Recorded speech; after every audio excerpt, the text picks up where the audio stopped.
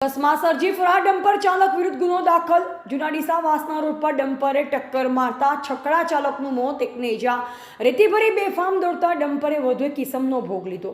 ડીસા નજીકના જૂના ડીસામાંથી વાસના જવાના રોડ પર બેફામ રીતે દોડતા ડમ્પર અને છકડો રિક્ષા વચ્ચે અકસ્માત સર્જાયો, જેમાં છકડો રિક્ષા ચાલકનું ઘટના સ્થળે જ મોત થયું, જ્યારે છકડામાં સાથે બેઠેલ યુવકને ગંભીર ઇજા થતાં સારવાર અર્થે ખસેડાયો। ડીસા તાલુકાના જૂના ડીસા ગામે બેફામ દોડાતા ડમ્પરોના કારણે આજે સર્જાયેલા વધુ એક અકસ્માતમાં એક વ્યક્તિનું મોત, જ્યારે એકને ઇજા થઈ। બનાવની વિગત એવી છે કે ડીસાના જૂના ડીસાથી વાસના અને છત્રાલા ખાતે આવેલ બનાસ નદીમાં રેતી ભરી બેફામ દોડતા ડમ્પર ચાલકે વાસના રોડ પાસે સામેથી આવી રહેલ છકડો રિક્ષાને ધડાકાભેર ટક્કર મારી, જેથી છકડો રિક્ષા પલટી ખાઈ જતા જેમાં બેઠેલ બંને યુવકો રોડ પર પટકા હતા।